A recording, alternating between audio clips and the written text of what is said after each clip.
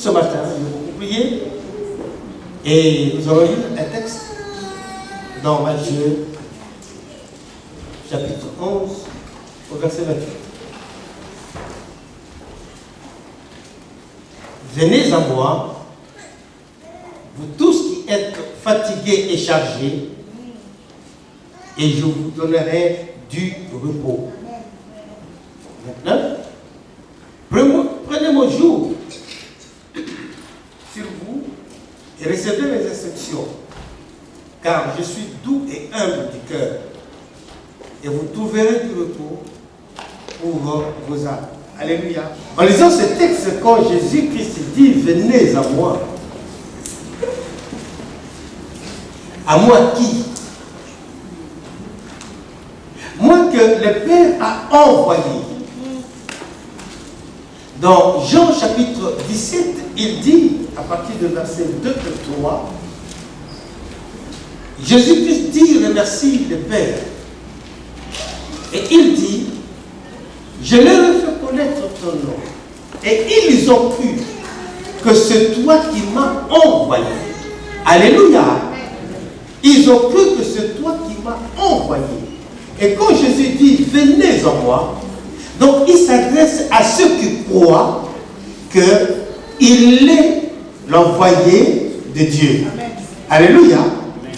Ceux qui croient que Dieu l'a envoyé. Pourquoi Dieu a envoyé Jésus-Christ?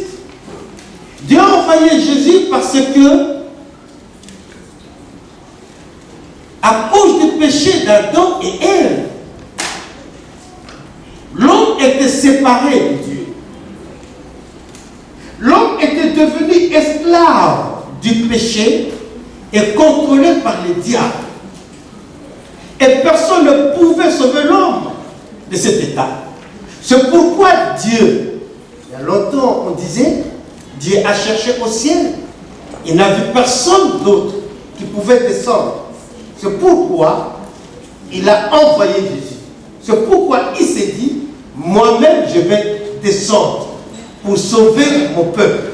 Parce que je suis responsable. Alléluia. Notre Dieu est responsable. Ce monde ne mourra jamais de faim parce que Dieu est responsable. Mais le corps de l'homme qui est torturé fera que dans la société, il y a différentes classes sociales. Il y a ceux qui ont beaucoup de biens, il y a ceux qui ont moins de biens, la classe moyenne, et il y a ceux qui n'en ont pas.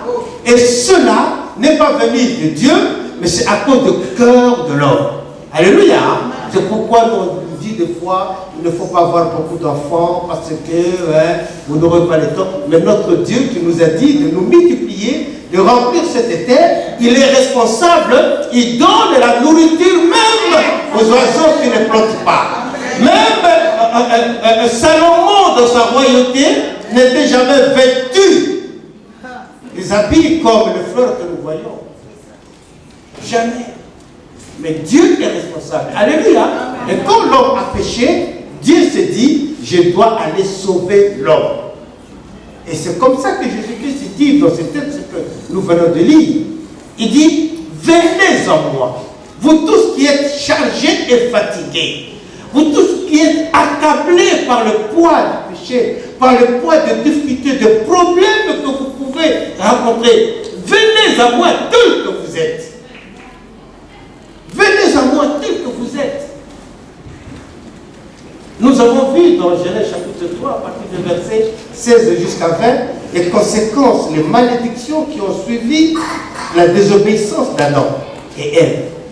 Mais Dieu nous a promis que Jésus-Christ, la postérité de la femme, viendra pour écraser la tête du serpent. Alléluia. Et Jésus, quand il est venu, il a dit, venez à moi. Jésus voulait dire dans ce texte-là que c'est celui qui est le responsable. Il est responsable de la vie des hommes. Il est venu pour sauver les hommes. Il est venu pour donner la vie aux hommes. Il est venu pour délivrer l'homme du péché. Et Jésus, Ésaïe nous dit qu'il s'est chargé de nos péchés, de nos maladies, de nos infirmités, de nos douleurs. Amen. Donc en disant, venez en moi, il rappelle aux gens que Ésaïe avait déjà dit que je suis venu pour me charger de vos péchés, de vos douleurs, de vos maladies, de vos différents problèmes qui peuvent vous arriver. Si vous venez à moi, alors je vous donnerai mon joug qui est facile à porter. Alléluia. Je vous donnerai mon joug qui est facile à porter. Des fois, bien aimés, nous nous comportons comme Jacob. Des fois, on se comporte comme Jacob. Dieu connaissait Jacob. Et il avait dit à sa maman que c'est le petit qui va dominer sur le grand. Et tout cela avant que les enfants aient connu le bien et le mal. Mais Jacob, ne connaissant pas toutes ces choses, avec la complicité de sa maman, Jacob, la maman, Jacob a commencé d'abord à dire à son frère, non, donne-moi le droit de l'aise. Donne-moi. Mais qu'il le dise ou pas, Dieu savait très bien qu'il a béni Jacob. Alléluia. Donc comme nous sommes là, chacun de nous est béni. Chacun de nous est béni.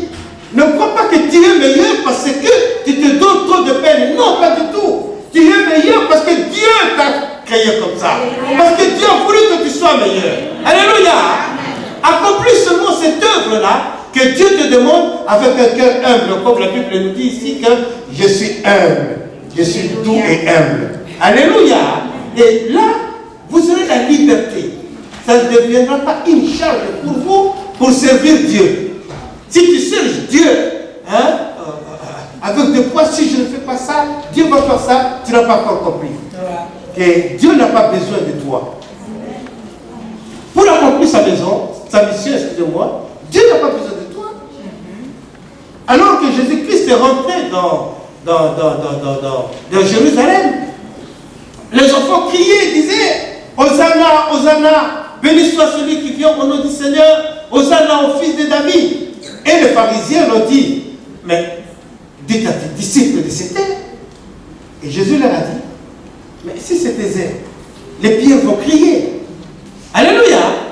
Dieu est capable de prendre n'importe qui et de le mettre au sommet. Il est capable. Alléluia. Donc quand nous servons le Seigneur avec un cœur humble, avec un cœur doux. Alléluia. Jésus dit, venez à moi. À qui? Nous avons dit, à nous qui croyons. À nous qui l'ont accepté comme notre Seigneur et Sauveur unique. Et c'est là que Dieu va se manifester dans nos vies. C'est là que Dieu va accomplir sa parole. Alléluia. C'est pourquoi tu dois aimer ton frère comme toi-même. Amen. Dis à celui qui est à ta droite, à ta gauche, je t'aime comme Jésus t'aime aussi.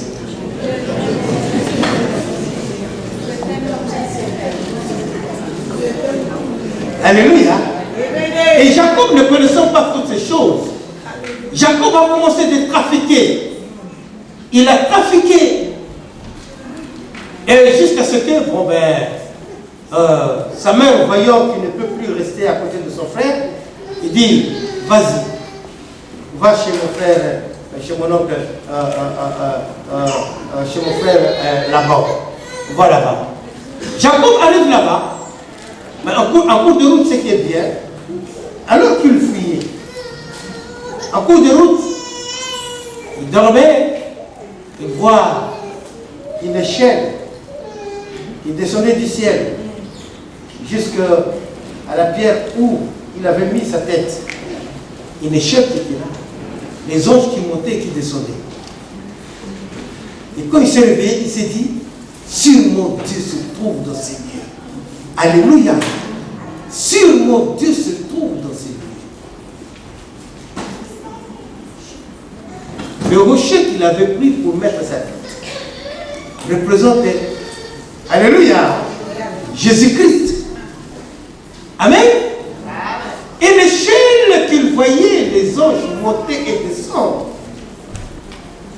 c'est la prière que l'Église élève. Quand l'Église les anges prennent nos prières et montent avec ça, comme une offrande de bonne odeur. Et les présentent au Seigneur, à Dieu, nos doléances, nos besoins. C'est pourquoi l'Église doit prier. Dis à ton frère, l'Église doit prier. Alléluia. C'est pourquoi nous devons prier. Nous ne pouvons pas nous arrêter seulement le mardi quand nous venons ici. Le mardi, quand on vient ici, on fait le forum. Et pour la prière, l'ensemble de l'Église, nous prenons des fois 10-15 minutes de prière. Mais il faudrait qu'il y ait un jour de prière spécial. Là où nous sommes là, tu peux tomber par terre, tu peux rouler par terre, que personne ne vienne te dire pourquoi tu roules par terre. Pourquoi? Je ne tombe pas pour toi, je ne roule pas par terre pour toi. Non, je m'humilie devant mon Seigneur. Alléluia. Je m'humilie devant mon Seigneur. Mais si je le fais pour que les gens me voient, alors là, sache que tu ne fais absolument rien. Il n'y a pas d'habitude pour que Dieu écoute ma prière, c'est seulement quand je dors. C'est faux. Pour que Dieu écoute ma prière, c'est seulement quand je saute, quand je tape mes mains. C'est faux. Il faut que je saute. Tu peux sauter comme tu veux. C'est faux. C'est avec un cœur sincère. Alléluia. Fais avec un cœur sincère. Que le Saint-Esprit te conduise. Là, tu verras l'échelle qui monte, les anges qui montent et qui descendent. Sinon, tu ne le verras pas.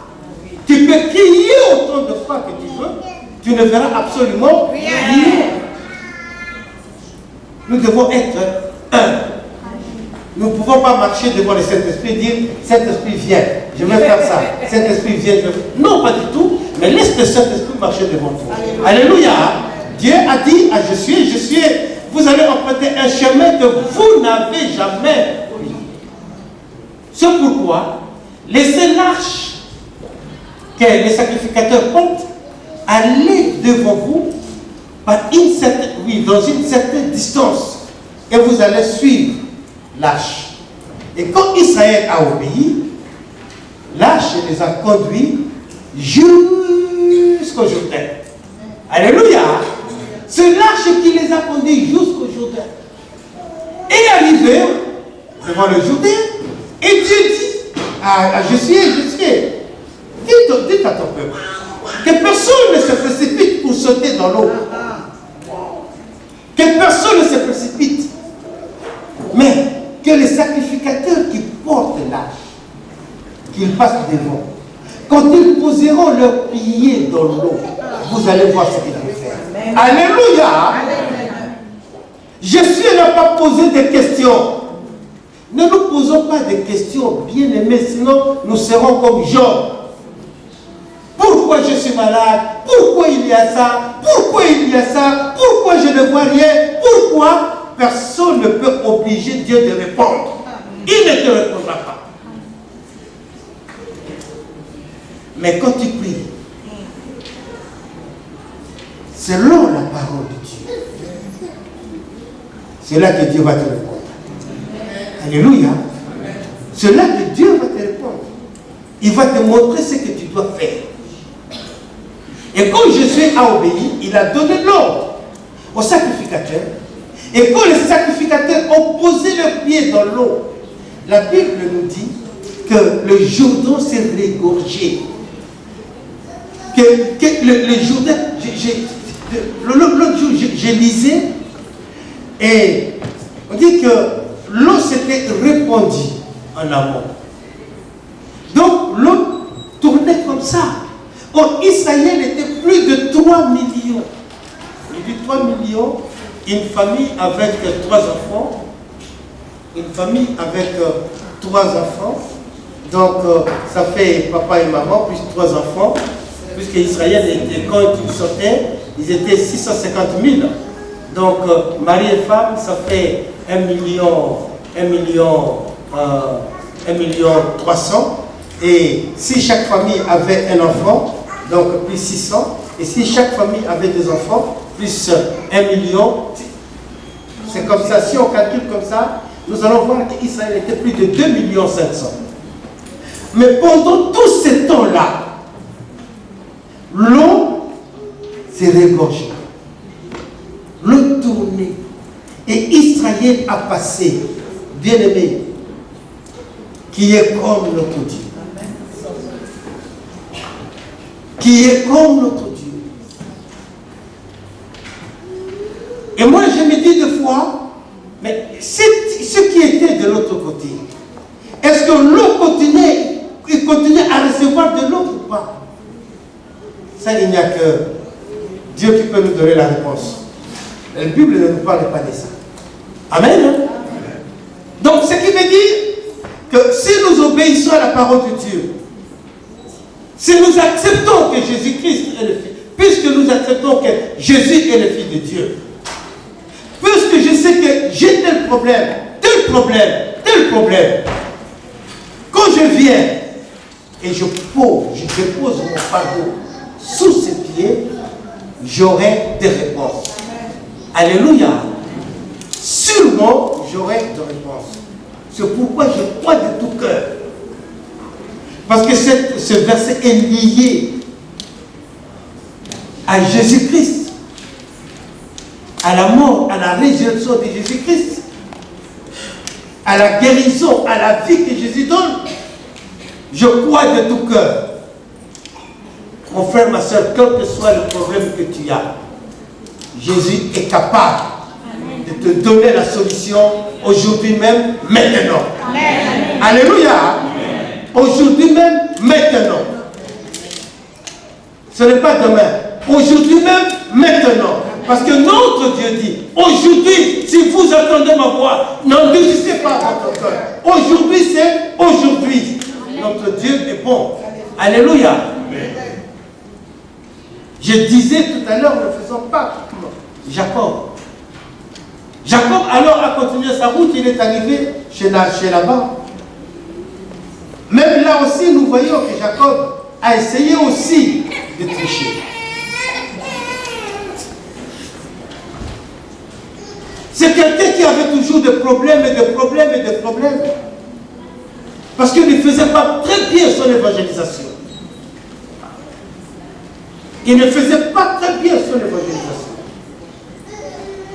Dans sa famille, il a rencontré des problèmes. Avec ses enfants, il a rencontré des problèmes. Ses enfants tuaient des gens. Et sa femme qu'elle préférait, elle a volé. Et il a eu beaucoup de problèmes. Le fils qu'il aimait beaucoup, ses frères l'ont vendu. C'est quelqu'un qui avait connu toujours des problèmes. Mais le jour qu'on a annoncé que nous avons vu Joseph, il a dit ce jour-là, c'est fini, c'est fini. Alléluia. Il a dit, cette fois, c'est fini. Je veux aller voir. Il a crié à la parole. Il a crié à la vision que Dieu avait donnée à Joseph. Il a crié. Et quand il est allé là-bas, c'est là qu'il était en repos. C'est là qu'il était en paix. Alléluia. C'est là qu'il était en repos. Il a vu maintenant toutes les promesses de Dieu qui s'accomplissaient dans sa vie. Alléluia. Nous aussi, bien-aimés. Quel est ton problème qui t'accable? Tu te dis, mais je ne peux pas évangéliser. Je ne sais pas parler. Dieu avait dit à Moïse, mais c'est moi qui t'appelle. C'est pas toi. Je sais que quand tu étais en Égypte, tu parlais beaucoup. Mais maintenant, depuis que tu es sorti, tu as fait 40 ans. Tu t'occupes que des brebis de ton beau-père. Et que tu ne parles plus. Tu as perdu la langue. Mais moi, je viens te chercher. Alléluia. Tu dois retourner en Égypte. J'ai la langue lourde. Il dit, mais celui qui a créé la langue est capable aussi de la rendre légère. Amen. Donc celui qui t'a appelé, celui qui a fait que tu sois là aujourd'hui, il te donne aussi les capacités pour que tu puisses aller prêcher. Alléluia. Ne te pose pas de questions, comment est-ce que cela va se faire? La Bible dit, quand tu seras devant le roi et le prince, ne te pose pas de questions, qu'est-ce que je vais dire? L'Esprit de Dieu qui habite en toi parlera. Alléluia. Il suffit seulement de s'élever, tu dis, Seigneur, accompagne-moi. J'ai pris ma décision aujourd'hui, je vais voir le frère Jaïnou. Je vais partager la parole avec lui. Alléluia. Et quand tu arrives, Dieu va te donner la parole. Que quand tu vas adresser au frère, il dira, ah, mais c'est cette parole que j'attendais. Et c'est là que ça commence la réjouissance. Tu commences à te réjouir des réponses que Dieu donne. Tu commences à te réjouir de la direction que Dieu donne. Vendredi, à la prière, on nous avait dit que si tu écoutes la parole de Dieu, d'abord l'amour, si tu as l'amour comme notre Dieu, et si tu écoutes sa parole, si tu attends ta voix, sa voix, et alors, tu vas voir que la parole de Dieu donne la direction. Alléluia. Et c'est là que tu vas aller maintenant selon la direction que Dieu te donne. Et il va te remplir des mots qu'il a préparés pour que ton prochain puisse la recevoir et qu'il soit béni. Alléluia. C'est pourquoi, mon frère, ma soeur, si ne te dis pas que je suis incapable d'aller faire l'évangélisation, c'est que je demande aujourd'hui que chacun de nous puisse prendre son calepin, qui commence l'église régionale. N'attends pas ton pasteur. Il ne faut pas m'attendre. Je ne donne pas de direction. Mais je donne la parole. Alléluia. Je donne la parole. Si tu acceptes cette parole, lève-toi, Dieu va t'accompagner. Amen. Ne m'attends pas. Prends ton calepin. Dis, j'ai Joséphine qui est là-bas. Ah, parce que j'aime Joséphine, je vais la voir. Je veux partager la parole avec Joséphine. Et quand tu arriveras, tu commences à partager la parole avec Joséphine. Tu prends, maman dit, 20 minutes. Puisqu'il a d'autres courses à faire. Alléluia. Tu prends 30 minutes. Tu partages la parole avec Joséphine. Amen, amen. Tu auras le temps d'aller rendre visite encore à un autre frère ou à une autre sœur. Sinon, tu vas rester seulement là, et toute la journée, toute l'après-midi avec une personne. Et tu vas voir que tu auras 2 personnes par jour. Et tu vas voir que tu auras 3 personnes par jour. Téléphone, prends le rendez-vous. Dis-lui, je vais passer. Dis-lui, je viendrai. Alors, quel est le message que tu vas aller avec? Le seul message, Jésus est le Christ. Jésus est la solution au problème de l'humanité. Ne va pas avec lui, je vis là-bas, lui on a dit ça, lui est... Non, pas du tout. Dis-lui que l'homme est séparé de Dieu à cause du péché. Que l'homme est devenu esclave du péché. Que l'homme est contrôlé par les diables. Qui que tu sois, si tu n'as pas Jésus-Christ, c'est la mort qui t'attend. Mais si tu acceptes Jésus-Christ comme ton Seigneur et Sauveur unique, tu as la vie. Amen. Alléluia. Amen. Tu as la vie. La vie n'est qu'en Jésus-Christ. Jean chapitre 3, verset 36. La vie n'est qu'en Jésus-Christ. Celui qui a Jésus, il a la vie. Celui qui n'a pas Jésus, n'a pas la vie. Donne la vie. Donne la vie. Ne m'attends pas que je vienne. Et quand il va, ne va pas parce que j'ai prêché, j'ai dit à 3 personnes, donc c'est fini, le pasteur n'a rien. Oh mon frère. Mon frère, tu n'es pas la première personne. Hein? Myriam et Aaron, le frère et la sœur de Moïse, ils ont dit ça. Mais qu'est-ce que Moïse pense? Dieu aussi nous parle. Dieu aussi nous parle, mais Dieu est venu leur dire, mais vous, quand je vous parle en songe. Mais Moïse, je le parle comme vous les hommes, vous parlez. Et si même je vous connais, je vous connais. À travers Moïse. Alléluia. Donc ne pense pas que si aujourd'hui tu vas, tu prêches 2-3 personnes, tu viens et tu dis, ah, je peux m'en passer du pasteur. Vas-y. Il y a un frère, il y a l'autre, il y a un frère. Ah, ce frère-là, Joseph, il chantait très bien, il avait une très belle voix. Quand il chantait, oh là là, alors il y avait la guérison. Et un jour, ce frère a été invité à Nantes ou à Bordeaux, je ne me rappelle plus. Arrivé là-bas, on lui a dit, tu vas prêcher. Et plutôt, tu vas chanter. Il a chanté et il a exhorté. Et vous savez, et quand nous allons chanter, vous allez voir que Dieu va agir. Et Dieu a agi. À son retour, il a dit, ah, c'est mon pasteur me bloque. Mon pasteur me bloque. Moi, je suis évangéliste. Je suis évangéliste. Ici à Paris, Joseph Patou. Et ce frère a quitté l'église. Il a laissé passer Mathieu. Mais on s'est dit, mais pourquoi le feu? C'est vrai. Quand il est parti, Mathieu il avait le feu de son église. Le feu de son église. Ce feu-là l'accompagnait. Mais de plus en plus il s'éloignait de l'église, de plus en plus aussi le feu s'éteignait.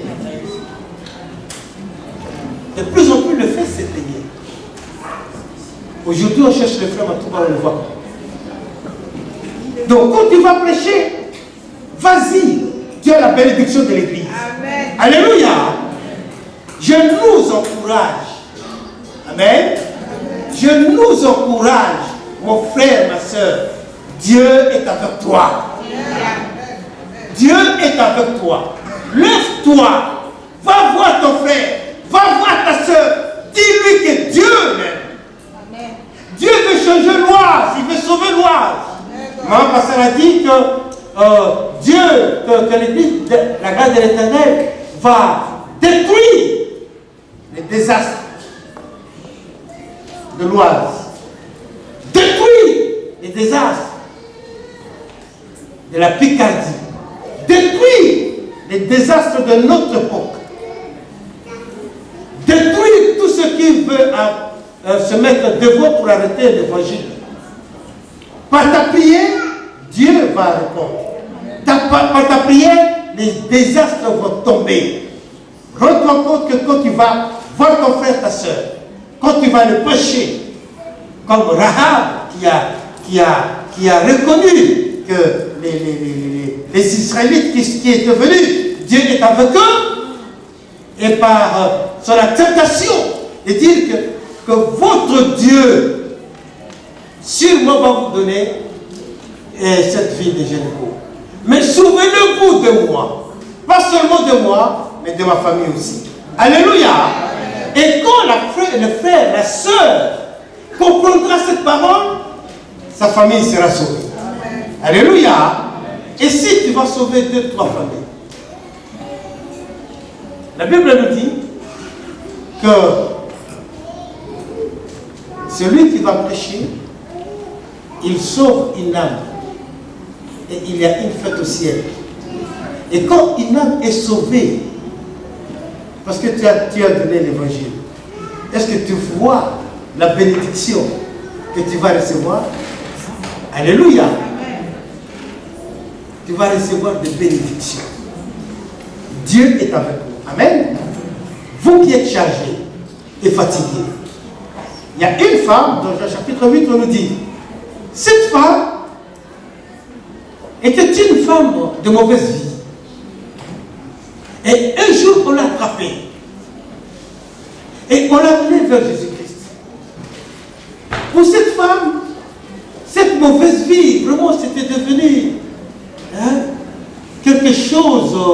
Et s'intéresser à ça et on l'a amené vers Jésus. Et Jésus a dit à ceux qui l'avaient amené, c'est lui qui n'a jamais commis de péché. Lance la première pierre. Et la Bible nous dit que tous sont partis. En commençant par le plus âgé. Donc le plus âgé, sûrement, il s'est rappelé de comment était sa vie. Il est parti. Et sa femme, cette femme, s'est retrouvée seule avec Jésus. Et Jésus lui dit, où sont ceux qui t'accusaient? Ils sont tous partis. Il dit, vas-y, moi aussi je ne t'accuse pas. Mais, ne recommence plus. Alléluia. Mais, ne recommence plus. Mon frère, ma soeur, nous avons accepté Jésus-Christ comme notre Seigneur et Sauveur. Il faudrait que nous soyons aussi capables de dire non à la vie passée, aux choses anciennes, de dire non, c'est fini. Je ne veux plus revenir. Jacob a dit, c'est assez, c'est assez. Je ne veux plus voir ça. Maintenant, je vais vivre avec mes enfants et mes petits-enfants ensemble. Alléluia. Il y a le fou de Dagara. Cet homme était accablé par le nombre de démons qui les hantaient. Mais quand il a rencontré Jésus-Christ, Jésus a chassé ces démons. Et la Bible nous dit que cet homme, alors que Jésus-Christ voulait rentrer dans sa barque, il voit cet homme qui est venu, mais dans un état serein. Alléluia. Dans un état serein. Donc il comprenait tout. Jésus le regarde. Il dit, ah, au lieu que tu viennes avec moi, retourne plutôt vers ta famille, vers ton peuple. Va témoigner tout ce que je fais. Alléluia. Dieu te guérit d'une maladie. Dieu te donne une solution. Dieu vient à ton aide. C'est pour que tu fasses de cela un sujet d'évangélisation. Alléluia. Un sujet d'évangélisation. Je connais une femme que Dieu avait venue comme ça, qui était guérie. Alors elle était là. Elle jouait avec moi. Aujourd'hui, vous allez voir. Vous savez, les femmes africaines, les femmes africaines, quand elles parlent, et gesticulent toujours. Et gesticule. Voyez, vous moquez de moi. Moi, aujourd'hui, Jésus m'a béni. Vous allez voir ce que je vais faire. Mais qu'est-ce que tu vas faire? Au lieu de louer le Seigneur, tu veux te venger. Mais contre qui? Tu dis que vous allez voir. Mais qu'est-ce que tu vas faire? Au contraire, nous, le Seigneur, notre Dieu. Alléluia. Dieu qui est avec nous, il va accomplir sa parole. Quel est ton fardeau, mon frère? Qu'est-ce qui t'empêche d'aller évangéliser? Je reviens sur ça. Qu'est-ce qui t'empêche d'aller évangéliser? Qu'est-ce qui t'empêche de dire non à la vie passée? Qu'est-ce qui t'empêche? Jésus dit aujourd'hui, tel que tu es, viens déposer ton fardeau sous mes pieds. Déchargez-vous de vos poids sous mes pieds. Alléluia. Et je vous donnerai mon jour qui est facile à porter. Amen. Que notre Dieu soit béni. Vous tous qui êtes chargés, venez à moi. Je ne connais pas ton problème d'aujourd'hui. Je ne connais pas ce qui t'empêche d'aller de l'avant. Je ne sais pas. Mais je crois de tout cœur que ce texte que nous avons lu, que ce texte que j'ai parlé ou pas, mais parce que nous avons pris connaissance de ces textes-là, là où Jésus dit, venez à moi, vous tous qui êtes chargés, je vous donnerai du repos. Parce que nous avons seulement écouté, parce que nous avons lu Parce que nous avons saisi cette parole. De quoi je crois de tout cœur que Jésus te donne la solution à ton problème. Alléluia. Je crois de tout cœur. Ce n'est pas ça la fin. Mais Jésus veut te montrer seulement qu'il est Dieu, qu'il est capable d'intervenir dans ta vie. Alléluia. Et de la réponse qu'il t'a donnée, que tu puisses faire de cela l'évangélisation. Afin que les autres viennent en lui. Alléluia. Notre Dieu est avec nous. Notre Dieu va accomplir sa parole. Dans la parole de Dieu, il y a toutes les bénédictions. Dans la parole de Dieu, nous avons tout. Est-ce qu'on peut dire dans la parole de Dieu, j'ai tout? J'ai tout dans la parole de Dieu. Alléluia. La parole de Dieu n'est pas que... Non, non, non, non, non. Elle est totale, complète. Hein? Elle est pleine. Et c'est cette parole que nous avons écoutée aujourd'hui. Je crois de tout cœur que la vie de mon frère va changer aujourd'hui. Je crois de tout cœur que la vie de ma soeur va changer aujourd'hui. Je crois de tout cœur que chacun de nous reçoit la réponse que Dieu a préparée. Alléluia. Par rapport à ce texte-là que nous avons écouté. Vous qui êtes chargés, je ne connais pas, je reviens sur ça, je ne connais pas ton problème. Je ne sais pas ce qui te dérange. Je ne sais pas, même si je le sais, mais Dieu, c'est lui qui a la solution. Alléluia. Et il apporte la solution aujourd'hui même. Je le crois de tout cœur. Amen. Si nous pouvons nous lever, s'il vous plaît.